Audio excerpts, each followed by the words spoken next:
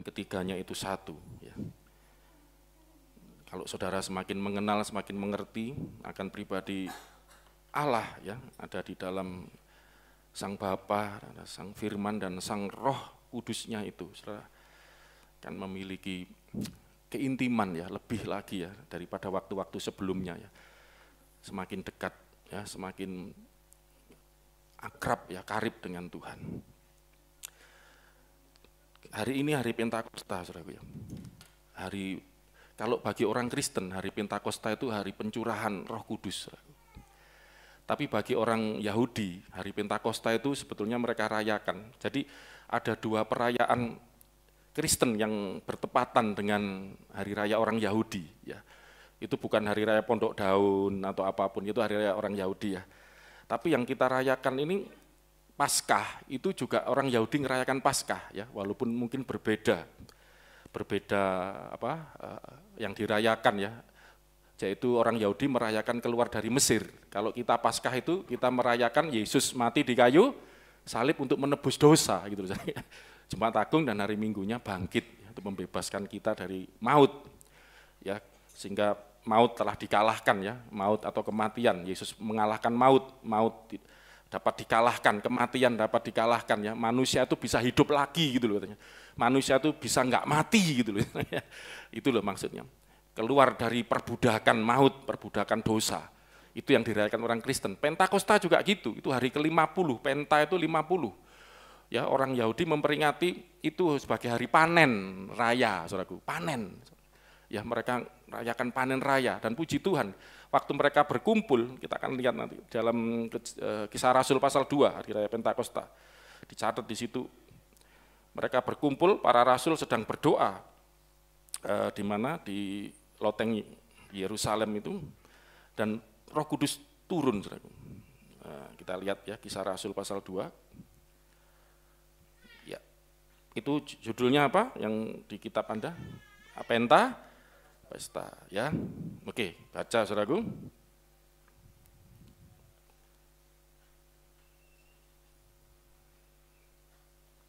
Ya, silakan. Belum ada. Siapa yang mau melayani? Ya, itu saudara bisa lihat nanti, ini catat aja, itu kalau yang Alkitabnya itu coba baca ayat 1 dulu, ya. Silakan. Belum nyala. Ketika tiba hari Pentakosta, semua orang percaya berkumpul di satu tempat. Jangan dulu, sabar. Sabar. Ketika tiba hari Pentakosta, lah kadang kita langsung nganggep Pentakosta itu pencurahan Roh Kudus. Belum, sabar dulu. Waktu itu hari raya orang Yahudi Pentakosta. Semua orang percaya berkumpul di satu tempat di Yerusalem, ya, di Bait Allah. Saya pengen kita lihat dulu deh, ini bisa Anda komparasikan di Ulangan 16 ayat 9 sampai 11. Ini hari raya 7 minggu nama lainnya, ya. 7 kali 7 kan 49, ya. 50 hari. Tapi kita ngitungnya 50 hari setelah Yesus. Coba dibaca. 7 minggu harus kau hitung, pada waktu orang mulai menyabit gandum yang belum dituai. Haruslah engkau mulai menghitung 7 minggu itu. 10. Kemudian haruslah engkau merayakan hari raya 7 minggu bagi Tuhan. Itu orang Yahudi itu menyebutnya hari raya 7 minggu itu. Bagi Tuhan Allahmu. Tuhan Allahmu, sekedar persembahan sukarela yang akan... Ini bisa dibesarkan sedikit. Bisa, ya, kok. Gak apa-apa, baca terus. Udah dengar, cuman nanti tak suruh besarin dikit. Silakan.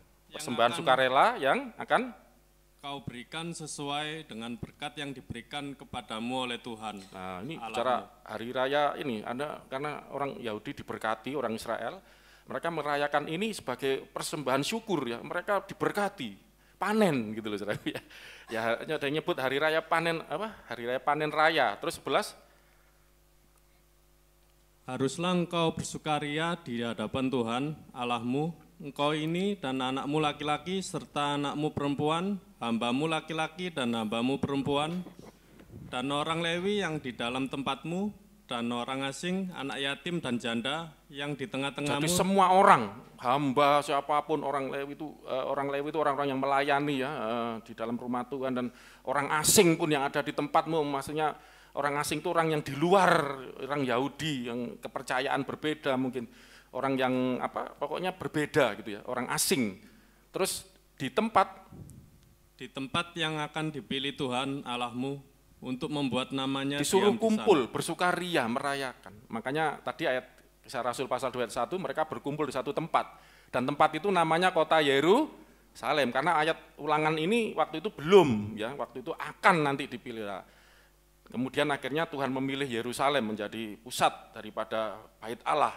Disitulah mereka kumpul kira-kira gitu ya. Jadi saudara biar tahu gambarannya. Jadi hari raya Pentakosta itu sebenarnya hari raya panen. Jadi kalau orang Yahudi hari ini merayakan sama loh, mereka merayakan, ya. Tapi panen gitu loh. Kalau kita merayakan, yang kita rayakan apa? Roh Kudus dicurahkan, sama-sama panennya, saudaraku. Yang sana panen harvest ya, panen berkat gitu ya. Kita juga panen berkat, tapi berkat jiwa-jiwa, saudaraku. Amin. Panen raya, penuaian jiwa-jiwa. Oke, lanjut Kisah Rasul 2 ayat 2 berarti ya. Saudara lihatnya itu kalau baca Alkitab, kalau yang di HP ya, itu nanti kan ada kayak tanda apa itu namanya itu. Itu dipencet kan bisa terhubung. Apa sih Pentakosta itu ke sana. Ini lihatnya dari situ ya. Oke.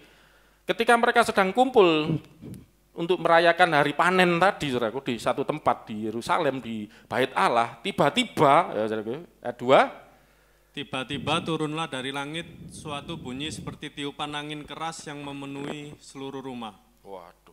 Di mana mereka duduk. Ya, jadi tiba-tiba, berarti ujuk-ujuk ya bahasa Jawa, turun dari langit.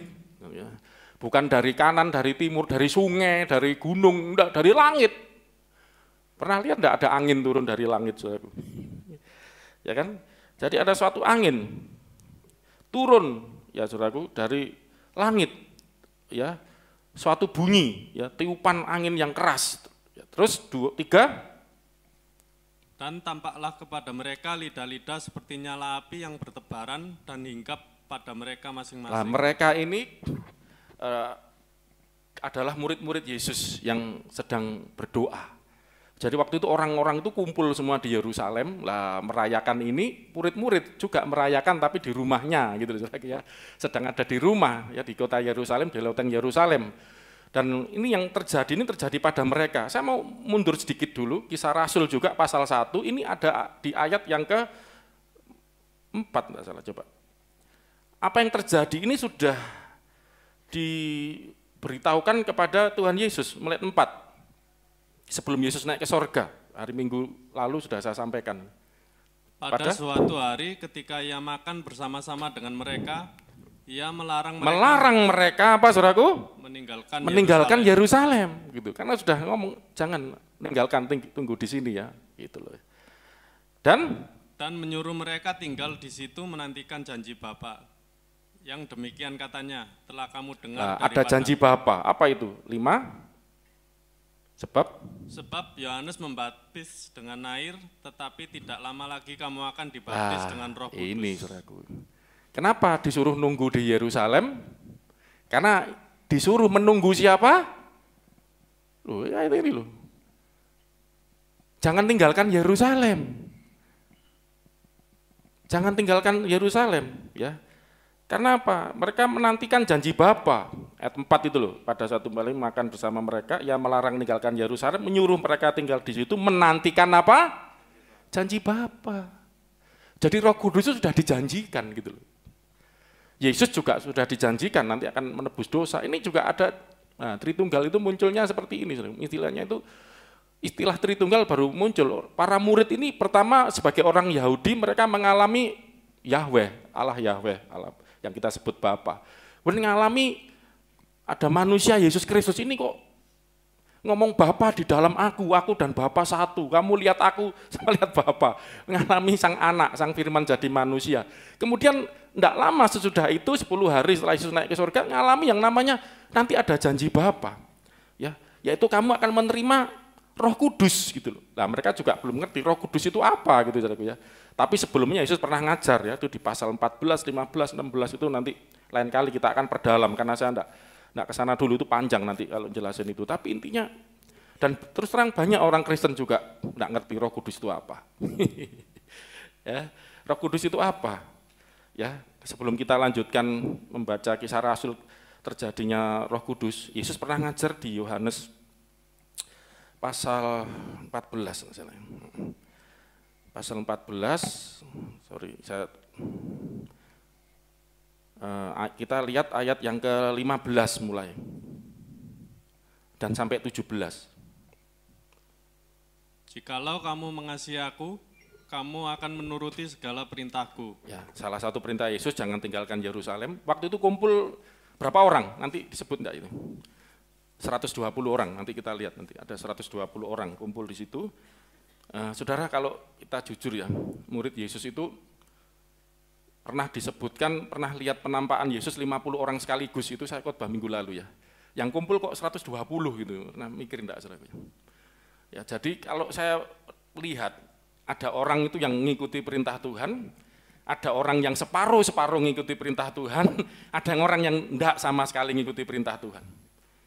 Orang mungkin bisa agama yang sama, podo-podo Kristen nih, ke gereja yang sama, dengar khotbah yang sama, pulang belum tentu khotbah tadi dikerjakan, dihidupi. Ada yang cuma masuk telinga kiri, saya ngomong keluar telinga kiri gitu, belum sempat masuk. Makanya enggak semua orang, makanya barang siapa ini kesusut pindah aja, sabar toh Mbak. Jikalau engkau mengasihi aku, kamu menuruti segala perintahku. Ya. Kalau kita mengasihi Tuhan, pasti kita akan ya menuruti. Saya kepingin enggak tahu ngomong ini sedikit ya. Jadi kalau Anda mengasihi seseorang, buktinya apa? Ya, saudara yang anak-anak muda lah ya, waduh. Ini yang lagi deket siapa gitu ya, atau yang sudah pasangan lah suami istri. Kalau beruntung ya pasangannya Bapa di surga, akulah suami bagi para janda, bapak bagi anak-anak yatim. Tuhan ngomong gitu, luar biasa loh. Nggak ada loh agama ngajar gitu ya. Janda-janda itu jangan takut ya, engkau tetap punya suami. Siapa suamimu? Itu Alkitab ngomong, Bapa di surga, Allah. Akulah suami bagi para janda, bapak bagi anak yatim. Yang yatim nggak punya bapak, nggak punya ibu, nggak usah takut. Engkau punya orang tua, ya yang sejati di surga, yaitu Bapa di surga. Puji Tuhan. Orang kalau mengasihi, buktinya itu apa? Ini menuruti, nurut. Ya. Kalau cuma ngomong doang, itu apa? Makanya ada istilah KDP, kasih dalam perbuatan. Orang kalau mengasihi pasti akan dibuktikan dengan tingkah lakunya, dengan mengikuti, dengan menuruti, gitu loh saudaraku ya.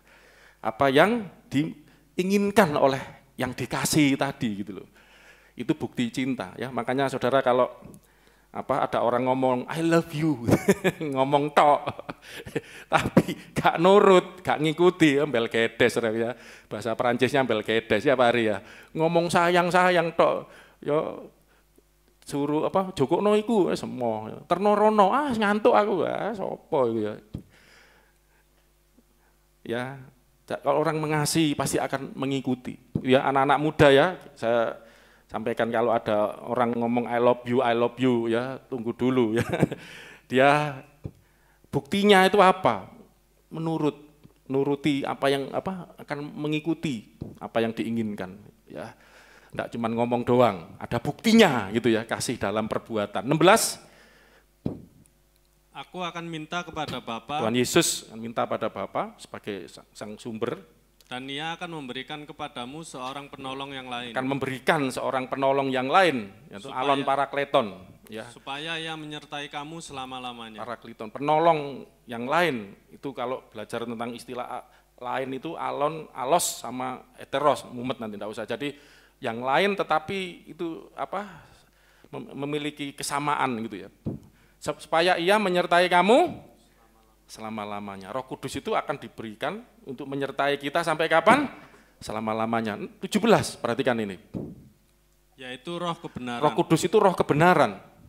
Dunia tidak dapat menerima dunia tidak dia. dapat menerima dia, maka saya katakan dunia tidak bisa. Sebab dunia tidak melihat dia. Dunia tidak melihat dia. Dan tidak mengenal dan dia. tidak mengenal dia. Maaf ya sebentar ini kalau ada saudara muslim itu pernah ngambil ayat ini di apa namanya, dijadikan ini tafsiran, ditafsir ini Muhammad gitu, saudaraku, nabi mereka. Setelah Yesus Muhammad, karena Yesus pernah ngomong, setelah aku ada penolong yang lain. Gitu. Tapi kalau sudah masuk ayat ini enggak masuk, karena enggak ada, dunia tidak melihat loh, apa enggak kelihatan kan. Ini kan roh ini, wong ini roh kok enggak kelihatan kok. Makanya yang nafsir ngawur menurut saya itu ya. Wong ini roh kok enggak kelihatan. Bahkan ini lanjutnya, dunia tidak melihat dia, tidak mengenal dia. Tetapi kamu mengenal dia. Kamu itu orang-orang percaya, mengenal dia. Sebab ia menyertai kamu dan akan diam di dalam. Menyertai kamu dan akan apa? Diam di dalam kamu. Oh, ini kan berarti bukan manusia gitu loh, bukan wujud manusia gitu loh. Nafsir itu jangan ngawur gitu. Oh ini di Kristen aja ada ini. Ini roh ini, enggak kelihatan gitu. Bahkan nanti kalau apa ayat di atasnya, aku mengutus dia loh, apa yang mengutus itu. Berarti kan lebih hebat, lebih tinggi gitu istilahnya. Nah, makanya dunia tidak mengenal dia, tidak melihat dia, tetapi engkau mengenal dia. Karena apa? Dia menyertai kamu dan akan apa? Tinggal di dalam kamu, di dalam saudara dan saya. Puji Tuhan. Inilah Roh Kudus itu. Lah, janji Tuhan Yesus ini sedikit aja ya tentang Roh Kudus. Kalau dibahas banyak. Ketika kita kembali ke Kisah Para Rasul, saudaraku, pasal 2 tadi, ayat ketiga tadi sudah dikatakan, ketika itu turun dari langit ya, seperti angin keras, tiupan angin memenuhi seluruh rumah di mana mereka duduk ya, di loteng Yerusalem. Tampaklah lidah-lidah api seperti nyala api bertebaran hingga pada mereka masing-masing. Ayat 4 itu penampakannya ya, yang kelihatan di tengah-tengah mereka yang sedang berkumpul, sedang berdoa. Ada tiupan angin keras dari langit, ada seperti lidah-lidah api hinggap di kepala mereka masing-masing ya, hinggap pada mereka masing-masing. Jadi setiap orang itu dihinggapi, itu penampakan Roh Kudus ya. Itu pneumafani gitu ya. Kalau teofani, kristofani, ini ada penampakan Roh Kudus. Pernah seperti burung merpati. Bukan berarti Roh Kudus itu burung merpati, Roh Kudus itu api, bukan. Ini penampakan saja ya, karena roh menampakkan wujud. Itu nampak ada seperti nyala api dan hinggap di kepala mereka masing-masing, saudaraku ya. Ayat ketiga tadi, dan itu ada di atas kepala masing-masing. Dan apa yang terjadi di ayat 4 ini, saudaraku, maka penuhlah mereka dengan Roh Kudus. Maka mereka penuh dengan Roh Kudus. Lalu mereka mulai berkata-kata dalam bahasa-bahasa lain. Lalu setelah penuh Roh Kudus, mereka mulai apa? Para murid ini, saudaraku, yang dipenuhi Roh Kudus mulai berkata-kata dalam bahasa-bahasa lain, seperti yang diberikan oleh Roh itu kepada mereka untuk mengatakannya. Nah, ini penting, saudaraku, tentang bahasa roh ya. Ini kan disebut bahasa roh ya. Bahasa roh itu yang ngomong siapa? Ini dari sini aja bisa lihat kita. Yang ngomong siapa? Yang berkata-kata siapa? Lalu mereka mulai berkata-kata dalam bahasa-bahasa lain. Yang berkata siapa? Mereka kan, orang kan.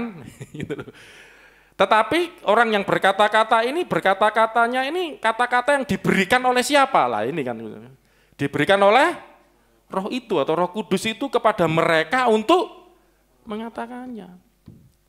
Makanya orang berbahasa roh itu yang ngomong itu orangnya, tapi yang dikatakan itu dari Roh Kudus gitu loh, saudaraku. Makanya nanti saya akan berdoa, Tuhan izinkan ya. Kalau saudara, ya mungkin enggak selalu harus ada tiupan angin keras, gitu. Terus ada lidah api. Gitu. Ya kalau itu terjadi ya itu kan terserah Tuhan. Tapi yang penting ayat 4, lalu penuhlah mereka dengan Roh Kudus. Roh Kudus itu tadi dikatakan kan, dunia, nah, aku akan mengutus penolong yang lain. Ya. Dunia enggak melihat, dunia enggak mengenal. Tetapi kamu mengenal dia karena dia akan menyertai kamu dan akan diam di dalam kamu, diam di dalam. Jadi Roh Kudus itu nanti masuk. Ini saya akan tunjukkan banyak ayat itu. Roh Kudus itu masuk dalam hidup kita. Dalam hidup orang-orang percaya. Lah waktu masuk itu memenuhi gitu. Ya, dan sehingga ketika penuh Roh Kudus mereka berkata-kata. Oke, saya enggak ada contoh. Kamu sudah belikan minum tadi, Nyonya? Belum? Siapa apa wis? Hari ini puasa enggak makan, enggak minum. Lah, ini kelihatan enggak saudara? Ini enggak usah siapa. Ini anggap aja ini saudara ya, hidup saudara. Ini kita semua lah ya, ini manusia. Kita coba seperti ini, kita bayangkan. Ini yang sudah saya ngalami dipenuhi Roh Kudus itu sekitar umur 20 tahun, saudara. Ya, sekarang saya hampir 50 lah. Saya ABG ya, anak baru gocap. Baru gocap 50. Jadi umur 20 saya ngalami ini. Ya, mungkin beberapa saudara juga pernah ngalami. Yang disebut penuh, saya mau sering ngajarkan ini. Ini andai kata hidup kita ya, ini penuh enggak saudaraku? Sudah diminum Joshua tadi, tinggal separuh. Berapa banyak orang ngalami ini? Jadi orang yang saya sudah pernah ngalami, masalahnya apakah engkau selalu penuh? Karena ada firman Tuhan ngomong, Efesus pasal 5, hendaklah kamu senantiasa penuh dengan Roh Kudus. Itu membuktikan bahwa anak-anak Tuhan ini belum tentu selalu penuh gitu loh saudaraku. Belum tentu selalu penuh. Yang belum ngalami ya ayo kita akan buktikan. Ini Alkitab ini firman Tuhan, saudara, kebenaran. Saudara. Bukan cuma tulisan ini, bukan dongeng ini, kenyataan. Ya, lah saya cuma mau gambarkan seperti ini. Hendaklah kamu penuh Roh Kudus. Berarti ini makanya kadang-kadang kenapa orang Kristen hidupnya kok katanya Kristen, katanya udah dipenuhi Roh Kudus, udah terima Roh Kudus, tapi kok masih seperti itu hidupnya gitu loh. Ya karena enggak penuh. Itu Efesus 5 itu. Hendaklah kamu, coba kita lihat ayatnya berapa itu. 17 ya. Ayat apalanya Mas juga itu. Efesus 5 17 kayaknya, 15 17. Nah, ini betul. Sebab itu janganlah kamu bodoh, tetapi usahakanlah supaya kamu mengerti kehendak Tuhan. 18. Dan janganlah kamu mabuk oleh anggur, karena anggur menimbulkan hawa nafsu, tetapi hendaklah kamu penuh dengan Roh. Hendaklah kamu penuh dengan Roh. Ini hidupnya anak Tuhan harus seperti ini, jangan mabuk anggur. Ini bukan bicara sekedar mabuk-mabukan itu ya, ini bicara hawa nafsu. Dalam hidupmu jangan kamu mabuk anggur, memuaskan hawa nafsumu, tapi kamu penuh Roh. Kalau kamu penuh Roh, ya toh kamu akan ngerti kehendak Allah. Ini bukan sekedar berbahasa roh, saudara. Oh, banyak orang wala sandal, tapi wah saya pernah lihat, waduh, bahasa rohnya kenceng banget itu, keluar itu, ya ampun, terus dugem, terus selingkuh lah, ada yang free sex, opo. Ini ada teman saya dari Jakarta itu, gak usah ngomong saya itu ya. Kalau kenceng banget kalau keluar, kalau di gereja ya harus suci gini. Mau sembuh gak ngomong. Kayak saya waktu itu masih muda, aduh. Bukan sekedar itu, tapi penuh Roh itu supaya kita enggak mabuk anggur, supaya kita enggak dikuasai hawa nafsu. Penuh Roh. Ya toh, ayat 17 tadi itu loh, saudara. Supaya kita ngerti kehendak Allah. 19. Nah, ini orang yang penuh Roh itu seperti ini. Dan berkata-katalah seorang kepada yang lain dalam mazmur, kidung puji-pujian dan nyanyian rohani. Bernyanyilah dan bersoraklah bagi Tuhan ya, dengan segenap hati. Penuh pujian, hidupnya penuh syukur. Ya, inilah orang yang penuh Roh Kudus, yang berbahasa-bahasa yang baru. Dulu saya orang asli Surabaya, arek Surabaya.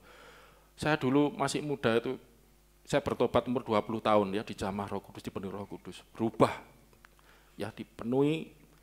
Yang dulu mabuk anggur ya, hidup penuh hawa nafsu ya, makanya saya bersyukur sampai hari ini bisa seperti sekarang ya, dan saya boleh melayani juga orang-orang yang seperti saya ya, mantan-mantan seperti saya, saudaraku ya. Saya dulu juga hidup di dalam dosa, bergelimang dosa ya, free sex segala macam, udahlah saya ngerti, mabuk yang pernah. Ya, kemarin mertua, Pak Agung kan ke Solo ya, Pak Agung dulu ngerokok, iya kan ngerti saya sudah enggak ngerokok lagi, iya gitu ya. Dulu rokok saya Jisamsu malah, ya Jisamsu sama ini juga ada Bismillah, saya rokok juga iya, minum saya dulu juga gitu. Ya mabuk anggur, hidup penuh hawa nafsu, wah geng-gengan, arek Surabaya. Dan yang ini saya mau cerita ini aja, saya ini sering, ya maaf ya, di Surabaya itu ada CUK itu, saudara, itu mesti omongan yang nggak bisa lepas gitu. Setiap ngomong, walaupun nggak marah, ngomong itu mesti keluar itu, nggak sengaja. CUK, ya apa rek CUK, mesti keluar saudaraku. Benar, setelah saya dipenuhi Tuhan Roh Kudus di jamaah Tuhan itu nggak langsung hilang, kadang-kadang keperujut tuh, ampun Tuhan. Tapi semakin ke sana hilang semua. Penuhi Roh Kudus itu dikuasai Roh Kudus hidupnya. Ya, tidak lagi hidup dalam hawa nafsu. Memang perlu proses, tapi intinya ini yang Tuhan mau dalam hidup kita. Oke, kita kembali. Jadi penuh Roh Kudus itu hendaknya senantiasa. Itu menunjukkan bahwa tidak selalu kita ini dipenuhi Roh Kudus, ada kalanya kita dikuasai hawa nafsu, kita kepingin memenuhi hawa nafsu. Tapi kita harus sadar bahwa itu bukan rencana Tuhan buat kita. Amin saudaraku, Tuhan mau kita senantiasa, ayat 18 tadi, penuh dengan Roh Kudus. Pastikan itu. Ya. Nanti kita akan berdoa, yang belum pernah mengalami pengalaman seperti para rasul ini, itu nanti saudara bisa baca selanjutnya, para murid jemaat mula-mula ngalami semua, ada kisah rasul di Samaria, terus Paulus mendoakan di mana itu beberapa orang-orang Kristen mula-mula itu mereka menerima ini, karena ini janji Bapa, katakan janji Bapa, 1, 2, 3, janji Bapa, untuk menyertai kita tinggal di dalam kita. Ya, oke. Dan tanda-tanda yang lahiriah yang mengikutinya adalah berbahasa-bahasa lain gitu ya. Oke, seperti yang di ayat 4 tadi ya, diulangi lagi ayat 4, Kisah Rasul 2, ayat 4. Ya Mbak Cindy, silakan. Baca lagi. Maka penuhlah mereka dengan Roh Kudus. Penuh Roh Kudus. Lalu mereka mulai berkata. Mereka, orang-orang yang dipenuhi tadi mulai berkata-kata dalam bahasa-bahasa lain. Bahasa-bahasa lain. Seperti yang diberikan oleh Roh itu kepada mereka. Seperti yang diberikan Roh itu. Mulai tadi ada bermazmur memuji Tuhan. Ya, jadi berbahasa roh itu memuji Tuhan, bermazmur. Ya, nanti lain kali bisa kita perdalam lagi. Ayat 5. Waktu itu di Yerusalem diam orang-orang Yahudi yang saleh dari segala bangsa di bawah kolong langit. Ya, waktu itu di Yerusalem lagi kumpul orang-orang Yahudi dari segala kolong langit. Ya, datang beribadah merayakan Pentakosta di Yerusalem. 6.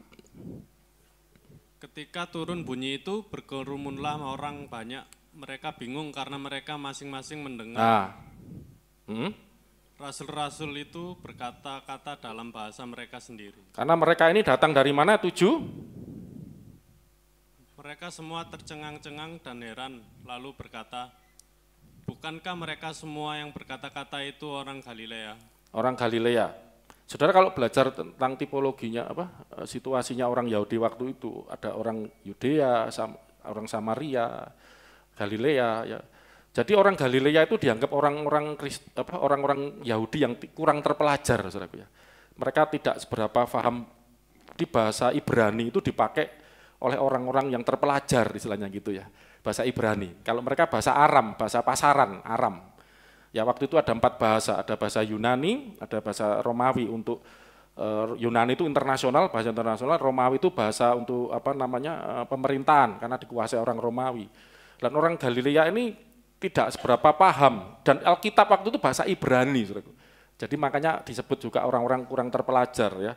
Itu orang-orang dianggap ya kelas orang Yahudi kelas bawah gitu loh saudaraku ya. Tetapi bagaimana mungkin ayat 8 biar Anda ngerti, ini orang-orang, maaf ya, kalau saya nanti kalau nyebut suatu suku nanti kayak dianggap menghina, repot. Pokoknya saudara ngerti lah, kira-kira bayangkan di Indonesia ada suatu suku yang dianggap suku kelas bawah lah, suku yang kurang terpelajar. Saudara punya gambaran kan, kira-kira saya enggak enak kalau nyebut.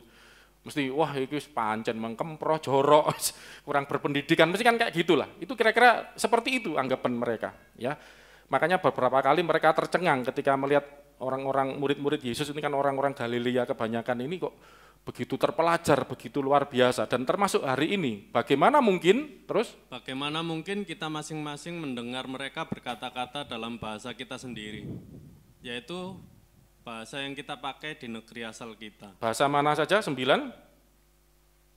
Kita orang Partia, Media, Elam, penduduk Mesopotamia. Mesopotamia itu sekarang Irak ya? Iran apa Irak itu ya? Terus? Yudea ada dan Yudea, Kapadokia, Pontus dan Asia. Masih banyak lagi, 10. Frigia dan Pamfilia, Mesir dan daerah-daerah Libya yang berdekatan dengan Kirene, pendatang-pendatang dari Roma. Oh, jadi ini orang dari segala kolong langit tadi bahasanya macam-macam loh. Ini kok ketika penuh Roh Kudus mereka mulai berkata-kata dengan bahasa yang ini orang-orang Galilea yang ngomong bahasa seluruh dunia lah kira-kira gitu. Ini kok ada apa ajaib banget ini.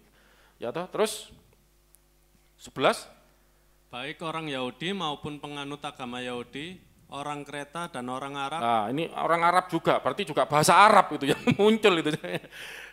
Ya, saya seneng kapan itu di YouTube ada lagu apa itu, sebab kau besar, dibuat 3 bahasa Inggris. For you are great, you do miracle so great. Terus bahasa Ibrani, ada loh. Kapan-kapanan asik. Terus bahasa Arab, api loh, enak. Anta antim gitu. Wah, apa gitu loh, api. Ini ya jangan alergi dengan bahasa ya, bahasa itu netral ya, universal ya. Bahasa Arab, ada Kristen Arab loh saudaraku ya, Kristen Arab apa ortodoks Syria itu Arab itu juga, nggak apa-apa ya.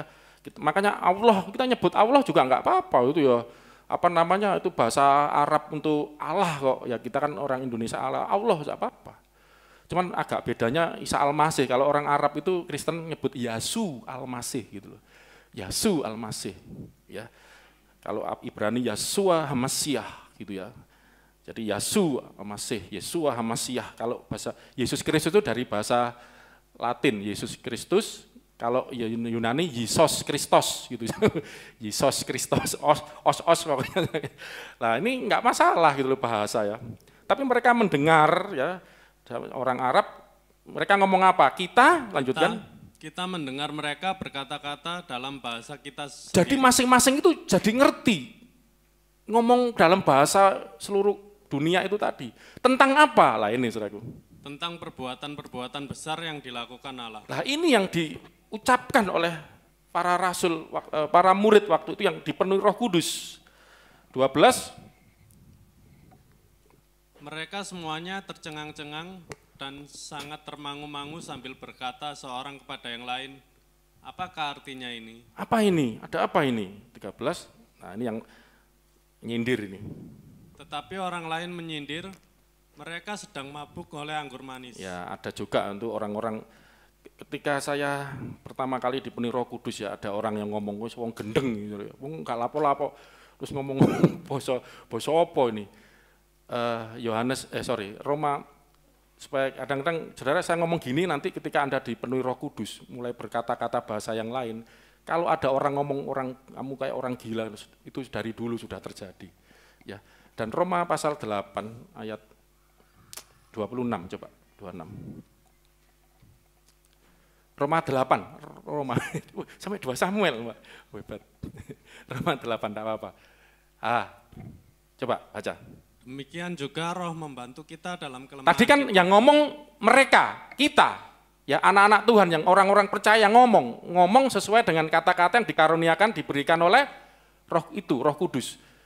Demikian juga Roh membantu kita dalam kelemahan kita. Terus sebab kita tidak tahu bagaimana sebenarnya harus berdoa. Sebetulnya kita ini enggak ngerti caranya berdoa. Maaf saya ngomong saudara, kalau saudara berdoa merasa mampu, merasa bisa, tanda tanya malah saya. Saya ini kalau disuruh berdoa kadang-kadang merasa enggak mampu, enggak tahu ngomong apa. Bener enggak? Jujur enggak? Sudah pernah enggak kalau mau berdoa rasanya enggak tahu ngomong apa?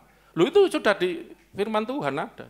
Sebetulnya kita ini sebab kita tidak tahu bagaimana sebenarnya harus berdoa. Kalau saudara merasa ngerti aku harus berdoa ini berarti itu otak Anda sendiri. Tetapi karena kita orang-orang sudah dipenuhi Roh Kudus, harusnya berdoanya itu seperti ini. Tetapi Roh sendiri berdoa untuk Roh Kudus sendiri berdoa untuk kita kepada Allah dengan keluhan-keluhan yang tidak terucapkan. Keluhan-keluhan yang tak terucapkan. Coba, maksudnya apa? Ini dalam hati. Oh, tunggu dulu. Ayat 27, baca Alkitab terus lengkap. Dan Allah yang menyelidiki hati nurani mengetahui maksud Roh itu, yaitu bahwa ia sesuai dengan kehendak Allah. Berdoa untuk orang-orang kudus. Jadi waktu kata-kata doa itu keluar, ya itu doa dalam bahasa roh yang dimaksud ini ya, keluhan-keluhan yang tidak terucapkan, yang enggak tahu ini apa, enggak ada yang tahu memang ya. Karena apa yang ngerti itu hanya Allah, Allah yang menyelidiki hati nurani mengetahui maksud roh itu. Ya. Saya tunjukkan lagi satu ayat, apa sebelum nanti lanjut. 1 Korintus 14 tentang bahasa roh. Sebelum kita kembali ke sana nanti ya. Cepat ya, 1 Korintus 14, nanti kita akan berdoa. Ayat yang tentang bahasa roh ya, ayat yang kedua. Ayat kedua.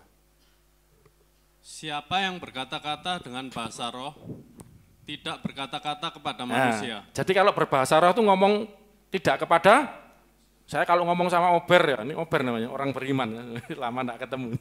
Sekarang kos di Mbak Ani ya, di kos Mbak Ani yang kemarin jituan. Nah, kalau saya ngomong sama Ober, saya enggak akan ngomong dengan bahasa roh, orang gila, ini baru gila beneran ini. Orang ngomong sesama temannya ngomong bahasa roh. Ini bukan ngomong kepada manusia, tetapi kepada Allah. Kepada Allah. Waktu kita berbahasa roh, kita sedang berkata-kata, berdoa kepada Allah. Terus? Sebab tidak ada seorang pun yang mengerti bahasanya. Tidak ada yang ngerti gitu loh. Oleh roh yang mengucapkan hal-hal yang rahasia. Hal yang rahasia tadi, Roma 8 tadi, hanya Allah yang tahu. Hal yang rahasia, cuman Allah yang ngerti. Dan jadi itu kadang-kadang kita nih, saudaraku ya, maaf ya, berdoa. Kadang-kadang enggak bisa mengungkapkan itu, enggak ngerti mau ngomong apa. Tapi begitu pedih hidup ini, ya, begitu berat hidup ini, mau doa kok enggak bisa. Ini loh, Roh Kudus itu menolong, membantu kita untuk berdoa. Dengan keluhan-keluhan yang tak terucapkan, hanya Allah yang ngerti, Allah ngerti maksud roh itu. Ini menunjukkan roh itu juga pribadi, berarti roh itu mengerti apa yang terjadi dalam kita, disampaikan kepada Allah gitu loh. Karena roh itu tinggal di dalam kita. Jadi ngerti pikiran Anda, ngerti perasaan Anda, ngerti kekecewaan Anda, ngerti kesedihan Anda, terus disampaikan gitu loh. Ya dengan keluhan-keluhan yang tak terucapkan tadi, dengan bahasa-bahasa yang itu rahasia sifatnya, hanya Allah yang tahu gitu loh. Saudara coba, asik enggak seperti ini? Saudara? Berdoa seperti ini asik enggak, saudaraku?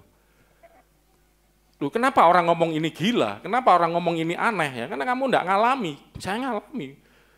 Saya kadang-kadang enggak ngerti harus berdoa apa, saya enggak ngerti harus mengungkapkan seperti apa, tetapi karena Roh Kudus ada dalam hidup saya, itu yang menolong saya berdoa.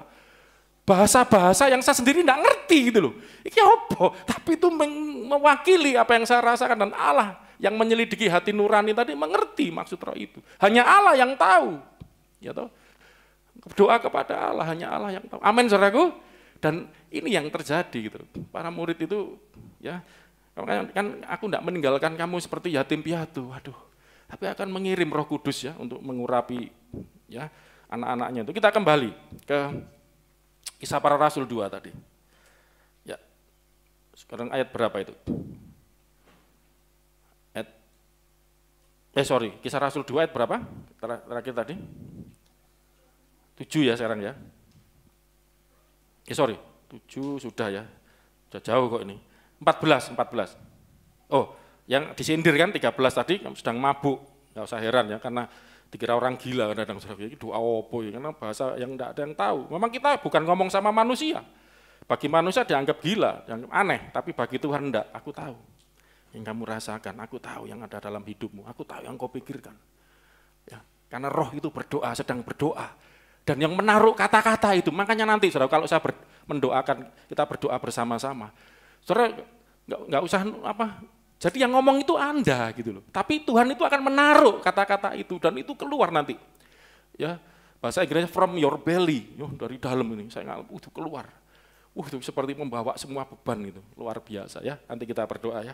Oke, 14. Tapi Anda harus ngerti pengajarannya dulu. 14, maka bangkitlah Petrus berdiri dengan ke-11 rasul itu. Dan dengan suara nyaring ia berkata kepada mereka, "Hai kamu orang Yahudi dan kamu semua yang tinggal di Yerusalem, ketahuilah dan camkanlah perkataanku ini." Terus, orang-orang ini tidak mabuk seperti yang kamu sangka, karena hari baru pukul 9. Ya, jadi para rasul 12 orang, ya, Petrus berdiri bersama 11 yang lain, Yudas mati diganti Matias ya. Itu mewakili 120 yang lain ya untuk menyampaikan hal ini. Mereka menjelaskan kenapa ini terjadi. Kami tidak mabuk ya, karena baru pukul 9 pagi. Ono wong mabuk jam 09.00 isuk. Wis cangkeme pahit kabeh. Ya saya pernah mabuk enggak jam 9 pagi ya, malam dini ya. Wis itu Ya enggak ada jam 9 pagi itu baru teler, bangun pusing semua ya saudara ya. Ya masa lalu itu saudara ya. Puji Tuhan anak saya sejak dalam kandungan sudah dipanggil, sudah dipilih Tuhan. Sejak dalam kandungan sudah dipenuhi Roh Kudus, wah itu apa Yohanes Pembaptis dia, wah, luar biasa. Saya berdoakan anak saya waktu itu seperti itu. 16.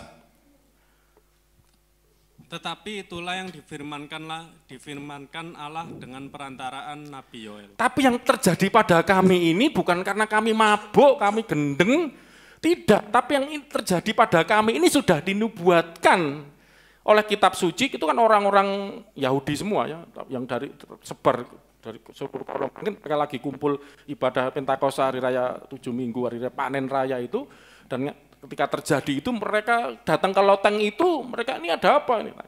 Mabuk? Enggak. Justru ini terjadi untuk menggenapi apa yang difirmankan Nabi Yoel. Nanti saudara bisa lihat Yoel pasal 2 ya, nanti panjang. Tapi ini sudah disinggung, diambil Rasul Petrus ya, ayat 17, ini yang dari Nabi Yoel ini apa yang dinubuatkan? 17. Akan terjadi pada hari-hari terakhir, demikianlah firman Allah, bahwa aku akan mencurahkan rohku ke atas semua manusia. Ini Yoel pasal 2, kalau saudara mau baca 28 sampai 32, saudara bisa komparasikan nanti. Ini dicoplik oleh Rasul Petrus untuk menjelaskan apa yang sedang terjadi. Ini sudah dinubuatkan oleh firman Tuhan, oleh Nabi Yoel. Akan terjadi pada hari-hari terakhir, demikianlah firman Allah, aku akan mencurahkan rohku. Ini pencurahan Roh Kudus. Roh Kudus dicurahkan ke atas. Baca terus. Maka anak-anakmu semua manusia ya, ke atas semua manusia, maka anak-anakmu laki-laki dan perempuan akan bernubuat. Anak-anakmu laki-laki dan perempuan akan bernubuat. Dan teruna-teruna akan mendapat penglihatan. Teruna-teruna akan mendapat penglihatan, vision. Dan orang-orangmu yang tua akan mendapat mimpi. Orang-orangmu yang tua akan memimpikan mimpi-mimpi gitu. Dreams.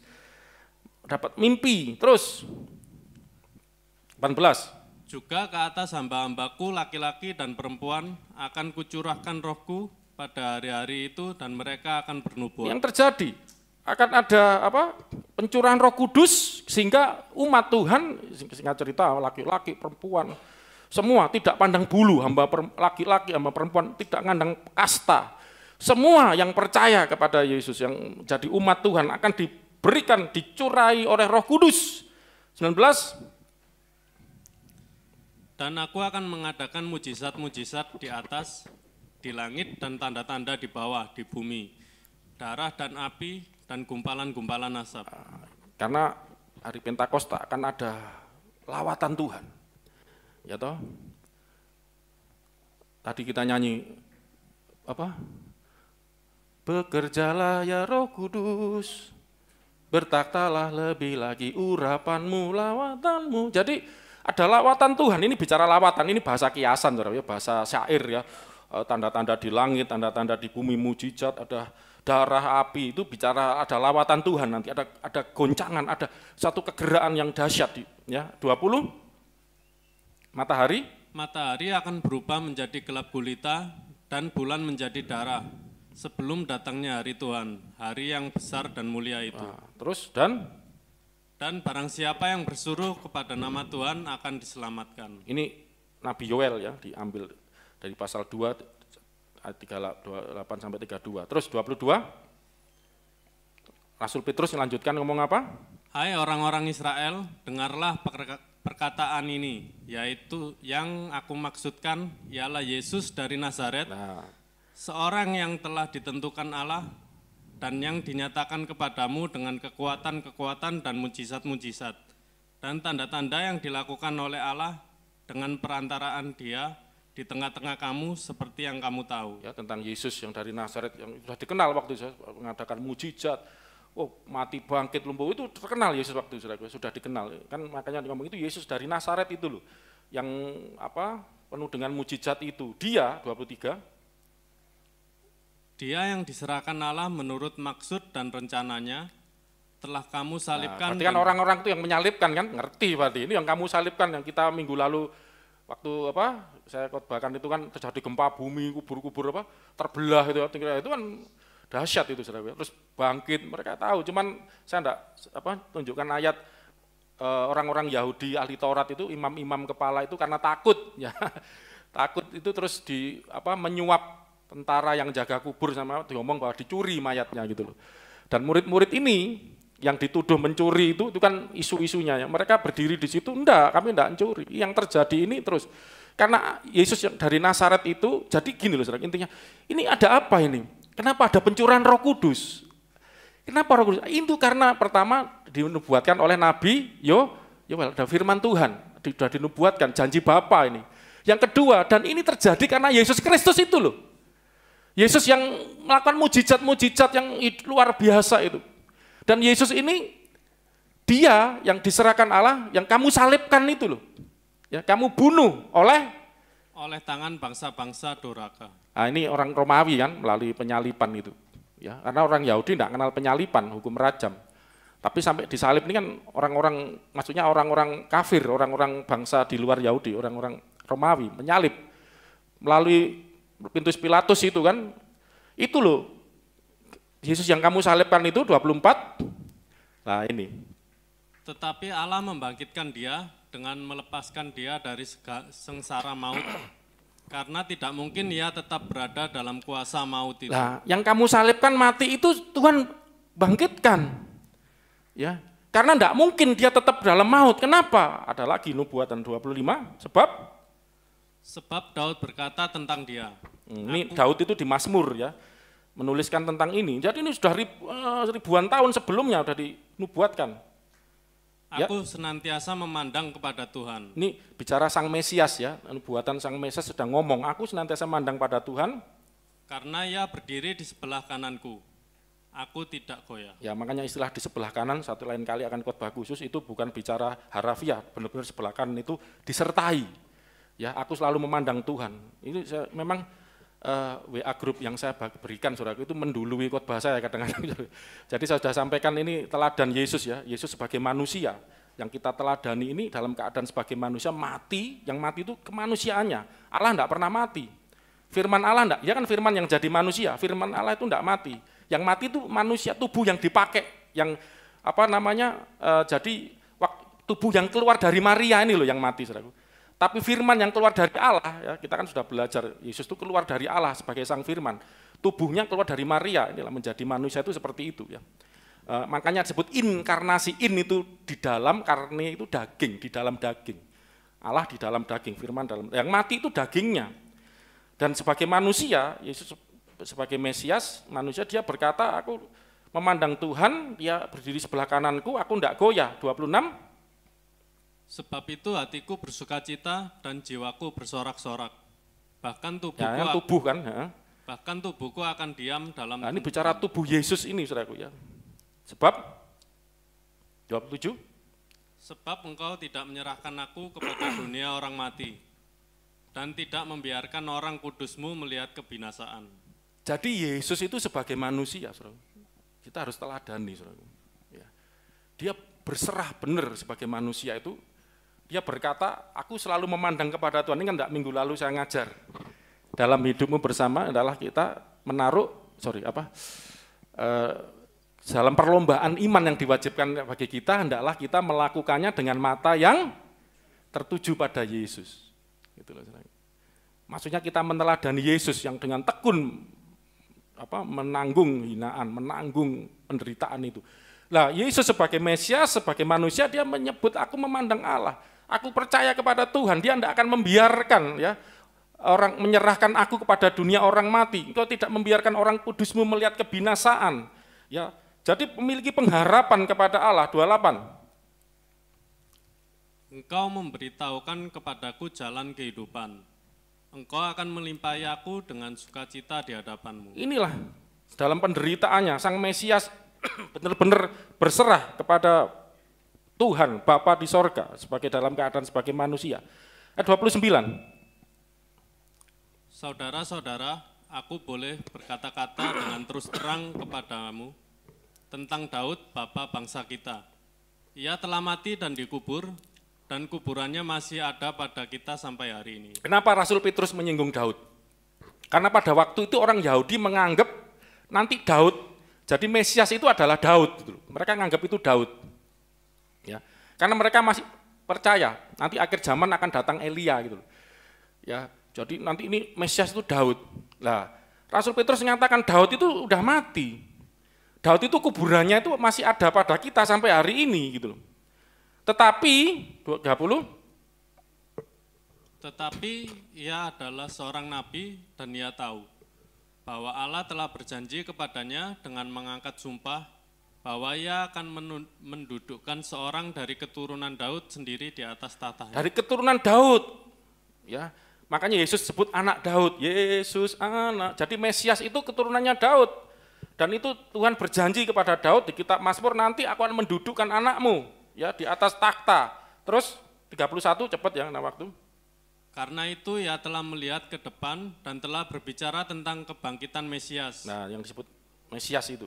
Ketika ia mengatakan bahwa dia tidak ditinggalkan di dalam dunia orang mati dan bahwa dagingnya tidak mengalami kebinasaan. 32. Yesus inilah yang dibangkitkan Allah. Nah, terus Dan tentang hal itu kami semua adalah saksi. kami saksinya. Yesus yang sudah dinubuatkan oleh Daud ya tentang Mesias yang tidak akan mengalami kematian, yang akan dibangkitkan. Kami semua saksinya. 33 lah, ini baru menjelaskan ini. Saya tidak bahas tentang kematian kebangkitan sudah lewat. Tapi ini hubungannya 33 kuncinya di sini. Dan sesudah ia ditinggikan oleh tangan kanan Allah dan menerima Roh Kudus yang dijanjikan itu, maka dicurahkannya apa yang kamu lihat dan dengar di sini. Jadi setelah ia ditinggikan oleh tangan kanan Allah, ini istilah lagi, setelah Yesus mati dibangkitkan tadi kan, kemudian sampai menampakkan diri 40 nanti naik ke sorga, setelah ditinggikan kanan Allah, ini nanti lebih jelasnya 34 dulu sebelum saya jelaskan, karena ada hubungannya dengan selanjutnya. Sebab bukan Daud yang naik ke surga. Nah, jadi yang maksud ditinggikan kanan Allah itu sampai naik ke sorga, bukan Daud yang naik ke sorga. Malahan Daud sendiri berkata, Tuhan telah berfirman kepada Tuanku. Terus? Duduklah di sebelah kananku sampai kubuat musuh-musuhmu menjadi tumpuan kakimu. Tentang Mesias tadi, tentang Yesus dari Nazaret tadi gitu. Daud itu seorang nabi dan dia mendapat vision, penglihatan jauh ke depan bahwa nanti dari keturunanmu akan lahir ya. Akan kududukan di takhta, itu kan berarti raja, Saudara ya. Dan dia tidak akan mengalami kebinasaan gitu loh. Ya. Mana ada orang tidak mengalami kebinasaan, mana ada manusia tidak mati gitu loh. Jadi seolah-olah Rasul Petrus ini nubuatannya ini terjadi, Yesus yang kamu salib, yang kamu sangka mati itu udah dibangkitkan Allah, kami saksinya gitu loh. Dan apa yang terjadi pada kami hari ini itu kerjaannya dia. Itu kalau pakai bahasa saya ya. Untung Petrus bukan orang Surabaya kayak. Jadi itu kerjaannya Yesus yang kamu salib tadi, yang dibangkitkan Allah. Dia ini keturunannya Daud, yang dimaksud Daud disebut Tuanku tadi. Duduklah di sebelah kananku, Allah sangat meninggikan dia dengan tangan kanannya, duduk di sebelah kananku, itu bicara mari bersama aku memerintah sebagai raja, setara, sejajar gitu loh. Ya. Itu Mesias itu yang sedang mencurahkan roh ini 33 tadi loh, coba. 33. Ya, dan sesudah ia ditinggikan, Mesias ditinggikan oleh tangan kanan Allah, ia menerima Roh Kudus dan yang dijanjikan itu dan dicurahkannya. Jadi saya mau tanya, siapa yang mencurahkan Roh Kudus? Siapa yang mencurahkan Roh Kudus dari ayat ini? Tuhan Yesus. Tuhan Yesus yang mencurahkan Roh Kudus, tapi Roh Kudus ini diterima dari mana? Dari Bapa. Saudara kalau memikirkan secara mumet, saudara, lah, coba lihat Yohanes 15 ayat 26. 15 ayat 26. Ini ayat hafalan harusnya. Ini sudah betul ini. Yuk. Jikalau penghibur yang akan kuutus dari Bapa datang. Penghibur yang akan kuutus. Yesus yang ngomong, nanti akan ada roh penghibur, Roh Kudus akan kuutus dari Bapa. Yaitu roh kebenaran yang keluar dari Bapa. Roh kebenaran yang keluar dari Bapa. Ia akan bersaksi tentang aku. Jadi Roh Kudus itu keluar dari siapa? Ini penting, keluar dari Bapa. Terus diutus oleh Tuhan Yesus, dicurahkan oleh Yesus maksudnya itu kepada manusia. Gitu loh saudaraku. Nah, ini Tritunggal itu seperti itu. Jadi Bapa itu sumber, dan ini harus dihubungkan lagi dengan Yohanes 8:42, ini harus ingat saudara. Yohanes 8:42, jadi yang keluar dari Allah itu ada dua. Ini Roh Kudus, yang satu yang keluar dari Allah itu Tuhan Yesus sebagai Sang Firman, Yohanes 8:42. Kata Yesus kepada mereka, jikalau Allah adalah Bapamu, maka kamu akan mengasihi aku. Sebab aku keluar. Sebab aku, Tuhan Yesus ngomong apa? Sebab aku keluar dan datang dari Allah atau Bapa tadi. Dan aku datang bukan dari kehendakku sendiri, melainkan Dialah yang mengutus aku. Ini dihubungkan dengan Yesaya 55 ayat 11. Gitu. Nanti soalnya ada tanya, Allah kok diutus? Itu Yohanes 55 ayat 11, biar tuntas gitu ya. Kok Yesus itu Allah? Iya, Allah kok diutus sama Allah? Oh, Allah utus Allah itu. Kon gak ngerti soalnya, bocon ini loh, Yohanes 55 ayat 11. Demikianlah firmanku yang keluar dari mulutku. Firman Allah yang keluar dari mulutku. Ini kan bahasa kiasan, Allah kan gak punya mulut, Allah itu roh. Ya. Ini kan berarti keluar dari Allah. Ia tidak akan kembali kepadaku dengan sia-sia. Tidak akan kembali padaku dengan sia-sia. Ketika keluar dari Allah, tidak kembali sia-sia. Kenapa? Tetapi ia akan melaksanakan apa yang ku kehendaki. Dan akan berhasil dalam apa yang kusuruhkan. Berhasil dalam apa yang kusuruhkan. Berarti firman itu diutus. Firman Allah disuruh, diperintah. Firman diperintah. Ini berarti menunjuk satu pribadi. Ada yang diperintah oleh Allah untuk melaksanakan. Nah, dalam hal ini kita belajar tentang Roh Kudus. Allah punya perintah, aku akan mencurahkan rohku. Jadi ini bicara Tritunggal itu Bapa itu sumbernya. Bapa itu yang berkehendak. Allah berkehendak mencurahkan rohnya. Rohnya itu keluar dari Allah sebagai sumber keluar. Lah yang mencurahkan ini Tuhan Yesus gitu loh saudaraku. Karena dia akan melaksanakan firman yang keluar dari mulutku. Tidak akan kembali sia-sia, dia akan melaksanakan yang ku kehendaki. Apa kehendak Allah? Mencurahkan Roh Kudus tadi kan. Dan dalam konteks ini. Yang melaksanakan siapa? Dia akan melaksanakan. Misalnya gini, Allah ngomong, aku akan mencurahkan rohku. Allah akan ngomong, yang melaksanakan siapa? Supaya benar-benar apa yang diomongkan terjadi. Firman ini kan, ini loh. Firmanku yang keluar dari mulutku tidak akan kembali dengan sia-sia. Dia akan, firman ini loh akan melaksanakan apa yang ku kehendaki. Allah menghendaki apa? Mencurahkan rohnya kepada semua manusia. Siapa yang melaksanakan? Sang Firman kan, Firman. Siapa Sang Firman ini? Tuhan Yesus, aku keluar dari Bapa, bukan kehendakku. Dia mengutus aku akan melaksanakan kehendak Bapa. Itu loh saudaraku ya. Jadi disitulah Tuhan Yesus mencurahkan rohnya. Terus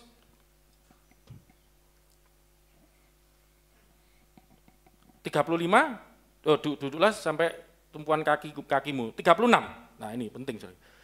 Sampai 38 selesai. Jadi, Kisah Para Rasul. Kisah Rasul 2, lanjut tadi ya, 36, kita kembali. Ini di WA Group sudah saya berikan ya, makanya kadang lebih dulu, karena harus mengikuti tulisan khotbah kadang lain. 36. Jadi seluruh kaum Israel harus tahu dengan pasti bahwa Allah telah membuat Yesus yang kamu salibkan itu menjadi Tuhan dan Kristus. Coba, pernah muncul enggak pertanyaan? Ini ada yang ngawur, saudaraku. Soalnya maaf, katanya mantan biarawati. Yesus itu baru jadi Tuhan. Jadi barusan. Dari Tuhan itu saat pengakuan iman Nikea itu loh, yang pengakuan iman rasuli gitu. Ya kan, baru dilantik jadi Tuhan. Yang ngelantik bapak-bapak gereja gondulmu, ngawur. Lah nanti ayat ini juga gitu.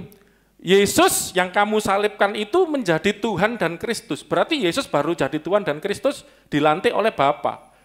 Ya setelah dibangkitkan naik ke surga. Saya mau tanya, saudaraku, berarti Yesus itu kalau gitu dulu belum Tuhan? Dari ayat ini, saudaraku. Saudara orang Kristen harus bisa jawab loh, saudaraku. Kenapa ayat ini sudah di WA Group loh, diwocok gak itu? Lili ini diam-diam, Joshua sering ngelirik. Lili itu loh Pak, nyatet loh Pak, pinter itu Pak, manunya Papa itu. Bisa mosok Joey ya. Saya coba, kenapa ayat ini ngomong itu? Yesus ini jadi Tuhan dan Kristus. Sebelumnya itu sudah Tuhan atau belum, saudaraku? Itu iman kita. Tapi kenapa ayat ini ngomong?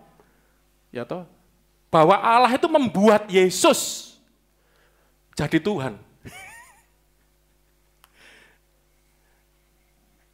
Bisa jawab enggak ini saudaraku? Berarti Tuhan Yesus itu dilantik oleh Allah gitu loh, istilahnya gitu. Berarti Yesus kan bukan Tuhan sebelumnya. Kata kuncinya di sini, saya enggak mau lama-lama deh. Yesus yang kamu salibkan itu. Katakan sama-sama saya. 1, 2, 3.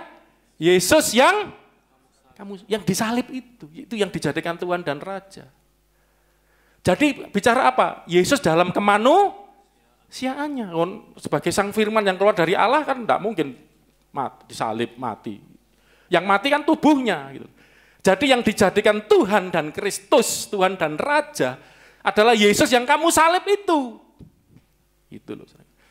Jadi saudara harus belajar ngerti orang Kristen membedakan Yesus itu memiliki dua keadaan. Dua kodrat, dua hakikat. Yesus sebagai firman yang keluar dari Allah dan Yesus sebagai manusia yang keluar dari Maria. Galatia 4 ayat 4. Harus hafal ayat ini, saudara. Tak ulang-ulang terus biar hafal. Galatia 4 ayat 4. Tetapi setelah genap waktunya, maka Allah mengutus anaknya yang lahir dari seorang perempuan dan takluk kepada hukum Taurat. Pada genap waktunya Allah mengutus anaknya. Saya sudah sering ngajar ini kan. Berarti anaknya sudah ada atau belum? Anaknya diutus. Berarti sudah ada atau belum? Sudah. Anak Allah ini yang dimaksud siapa? Sang Fir. Jadi anak Allah itu bagi orang Kristen itu bukan Allah kawin punya anak, bukan. Anak Allah itu adalah gelar, sebutan bagi sang firman yang keluar dari mulut Allah itu tadi. Firman yang keluar yang akan melaksanakan kugendaki. Diutus, lahir dari perempuan. Namanya siapa? Maria. Inilah firman jadi manusia itu. Lah yang mati ini yang lahir dari perempuan ini.